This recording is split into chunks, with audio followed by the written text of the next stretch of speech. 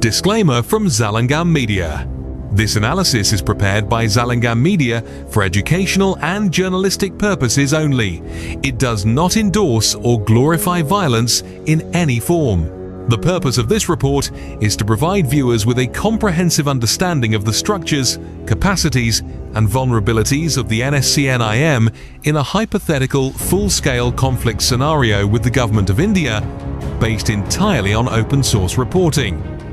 Figures and claims about insurgent groups are by nature uncertain and often contested, therefore all estimates are presented with ranges and caveats.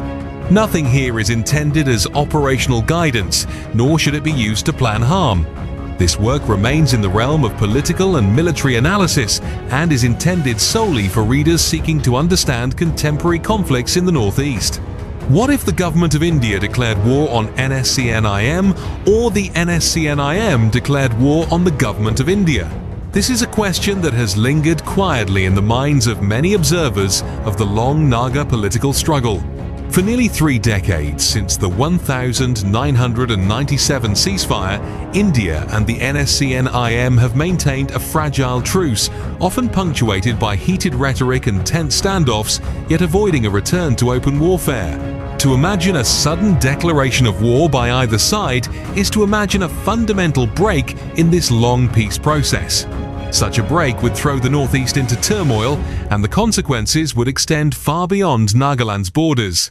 In this analysis, we will explore the likely realities of such a scenario, beginning with the organization of the Nscn-Im at its symbolic headquarters in Camp Hebron, moving through its leadership and cadre strength, examining its training and armaments, and finally, considering how long it might realistically be able to resist India in an all-out military confrontation. Camp Hebron lies near Dimapur in Nagaland, approximately 30 to 40 kilometers from the town and close to Intanki Wildlife Sanctuary. It has functioned as the central headquarters of the Nscn-Im for years, hosting political conventions, military parades, and pass-out ceremonies of recruits. It is both a military base and a political symbolic site, embodying the claim of the Nscn-Im to represent the Naga nation.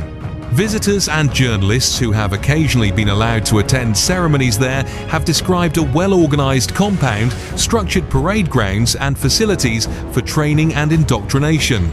This headquarters has become synonymous with the organization's identity. Should open war erupt, it would almost certainly be one of the first targets of the Indian military. Its location, however, in hilly and forested terrain, has historically given it a natural shield from quick conventional assault. The leadership of the Nscn-Im is central to understanding its endurance. Thuingaleng Muivah, the veteran General Secretary, remains its most iconic figure. Even in his advanced age, he continues to serve as the ideological anchor and chief negotiator for the group, articulating its political demands of sovereignty, a separate flag, and recognition of the Naga constitution. Alongside him stands Tuccu, the chairman, who has taken on a prominent public role in recent years, delivering statements from Hebron and guiding the organizational apparatus. These two figures symbolize continuity. Muivah as the historic revolutionary voice, and Tuccu as the institutional leader managing current affairs. In the hypothetical event of war, the survival and protection of these leaders would be of paramount concern to the Cadres, for their capture or death would deal a major blow to morale.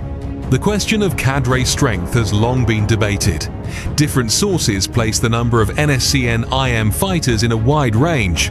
Hindustan Times reports from the ceasefire years suggested around 500 to 0 cadres, while other government-linked estimates have claimed as many as 0 members with about 0 of them armed. The South Asia Terrorism Portal has provided an intermediate figure of around 500.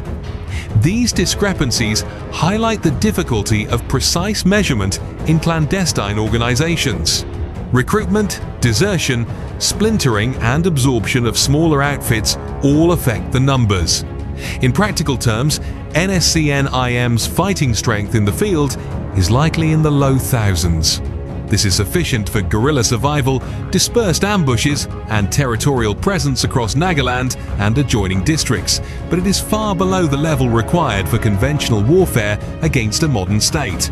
Training is one of the less discussed aspects of Nscn-Im'S organization, yet it reveals much about their capabilities.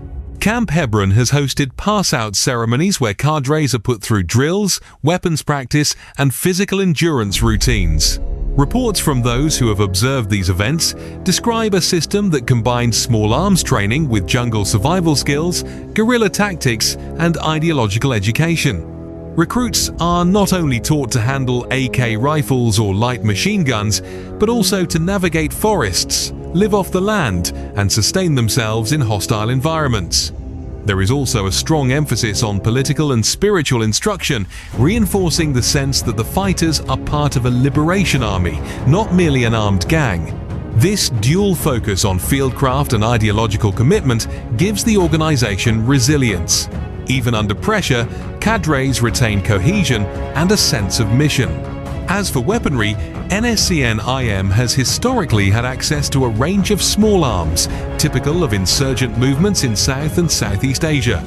The staple weapons are AK-47 and Type 56 rifles, often smuggled through Myanmar or acquired from black markets linked to China and Southeast Asia.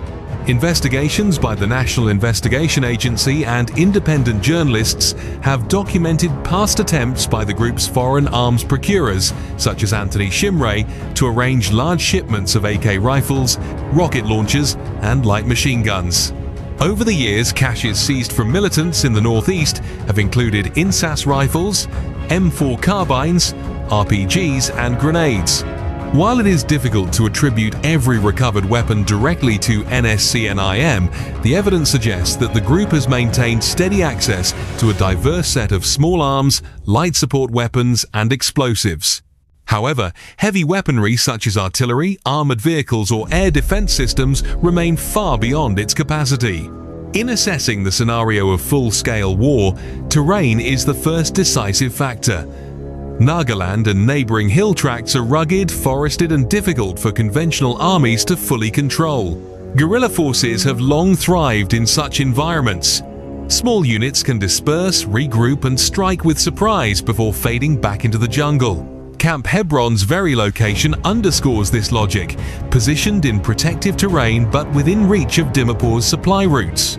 If conflict were to erupt, the Indian Army and paramilitary forces would face the challenge of cordon and search operations in dense, hilly jungles, where every ridge and ravine can conceal fighters. Air power and surveillance drones would give India an advantage, but canopy cover and weather conditions could blunt their effectiveness in certain areas. The balance of power, however, overwhelmingly favors the government of India. It commands air assets, advanced surveillance technology, special forces units with decades of counterinsurgency experience, and a massive logistical base. India can project sustained force across Nagaland, establish roadblocks, cut off supplies, and rotate troops in and out of theatre with relative ease. Nscn-Im, in contrast, would rely on small unit mobility, knowledge of terrain, and sympathetic local networks.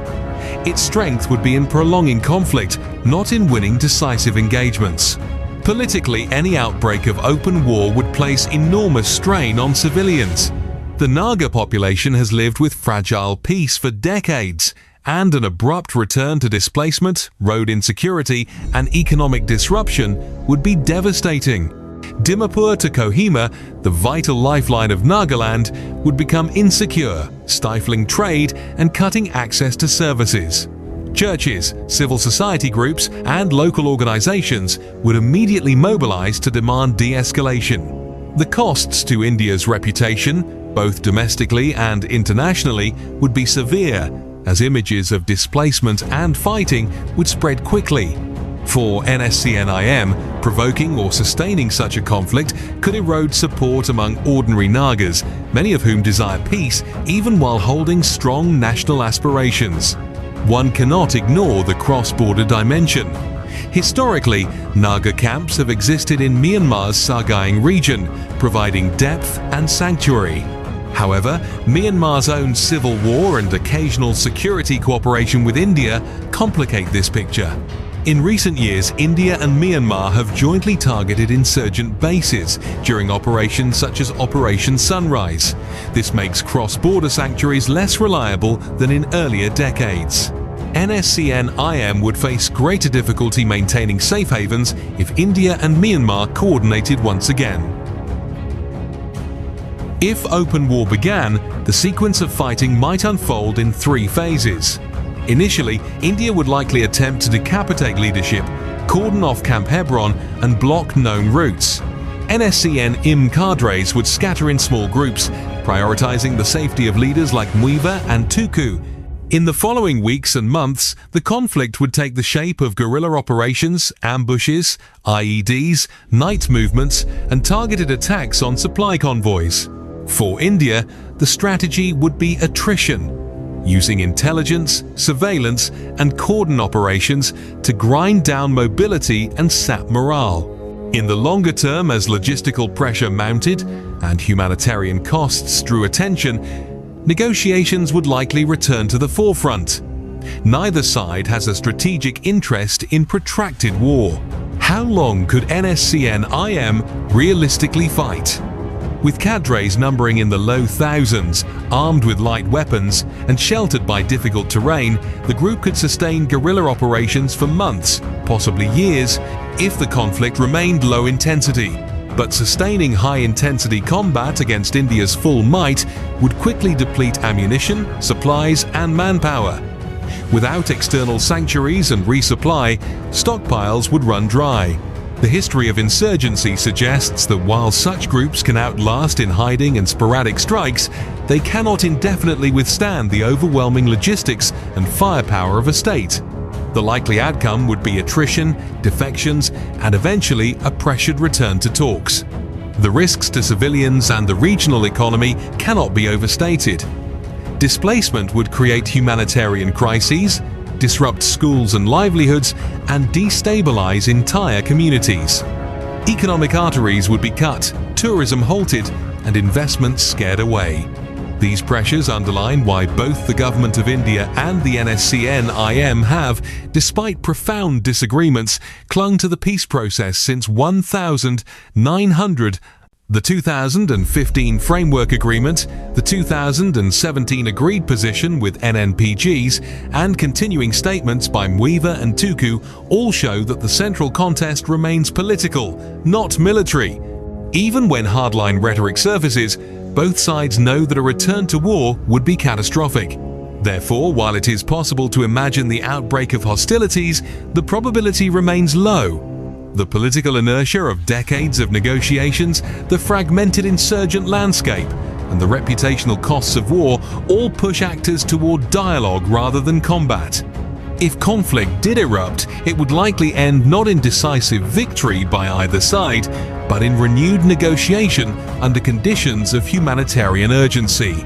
The Nscn-Im has the capacity to endure and resist in a guerrilla framework, but not to overturn the strategic balance of power. India has the means to degrade insurgent operations, but not to impose stability without political settlement. Time, politics, and dialogue, rather than battlefield outcomes, would once again determine the future of the Naga struggle. Source as used: reports from Hindustan Times, The Print, Scroll. In Economic Times, Times of India, East Mojo, Deccan Herald, Outlook India, Asia Times, and the South Asia Terrorism Portal, along with NIA investigations into arms procurement networks, were consulted in compiling this analysis.